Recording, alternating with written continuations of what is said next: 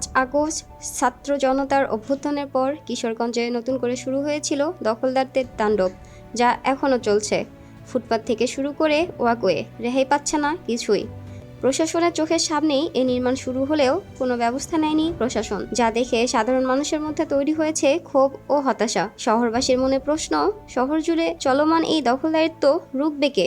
প্রশাসন? কিশোরগঞ্জ জেলা শহর ফুটপাত আর নদীর তীর এখন আর সাধারণ মানুষের হাঁটার পথ নেই।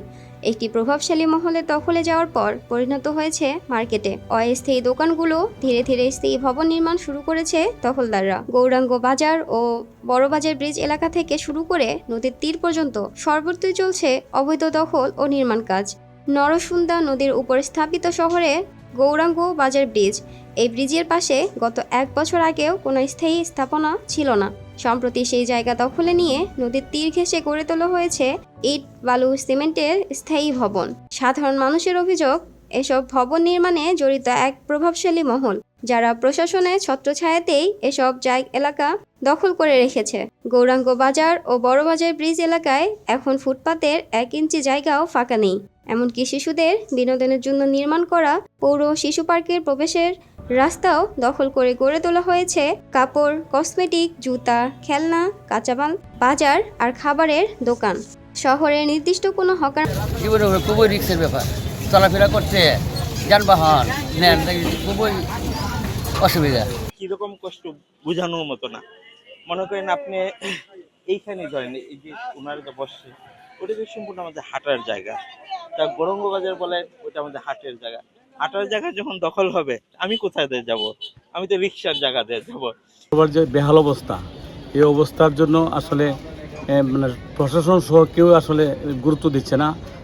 দুর্গন্ধে এদিক দিয়ে মানুষ আসা যাওয়া, যে ফুটপাতটা ছিল সেই ফুটপাত দখল হয়ে যাচ্ছে। আর রাস্তার আশপাশে ময়লা আবর্জনা, মানুষ চলাফেরা করতে পারছে না। মার্কেট না থাকায় অনেকে বাধ্য হয়েই ফুটপাত ও ব্রিজের উপর দোকান বসিয়েছেন। তবে জায়গা দখল করে ব্যবসা করতে প্রতিদিন বা মাসে নির্দিষ্ট পরিমাণ টাকা দিতে হয় একদল প্রভাবশালীকে।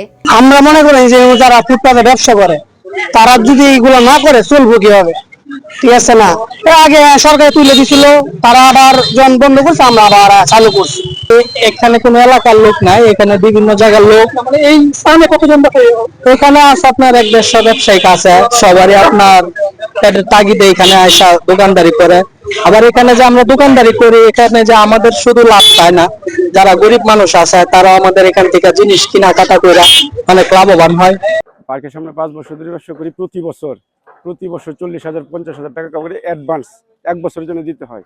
আবার রোজ 250 টাকা দিতেই হবে। এটা হলো আপনার সরকারি জায়গা। অপরদিকে নদীর তীর ঘেঁষে স্থায়ী দোকান নির্মাণকারীরা দাবি করেছেন এই জায়গা সরকারের নয়, বরং তাদের নিজস্ব সম্পত্তি।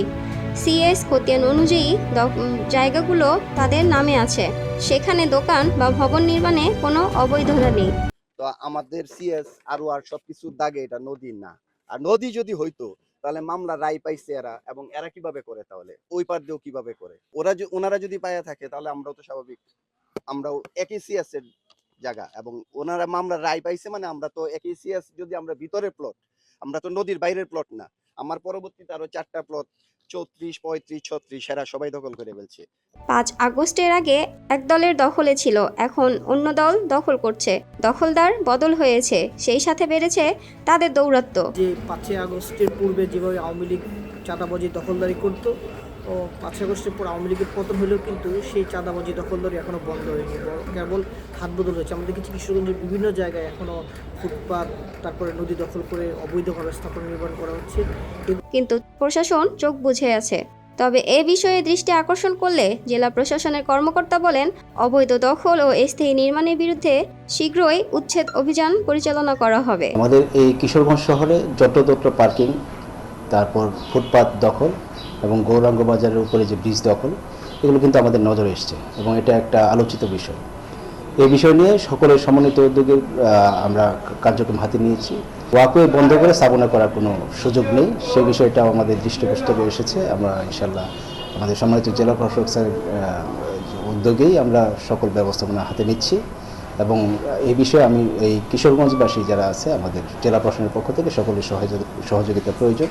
কিশোরগঞ্জ শহরকে বাঁচাতে হলে দখলদারদের উচ্ছেদ ও সুষ্ঠু নগর ব্যবস্থাপনা এখন সময়ের দাবি। প্রশাসনের প্রতিশ্রুত উচ্ছেদ অভিযান বাস্তবায়ন না হলে শহরটি খুব শীঘ্রই হারাবে তার প্রাকৃতিক সৌন্দর্য ও চলাচলের স্বাভাবিক পরিবেশ।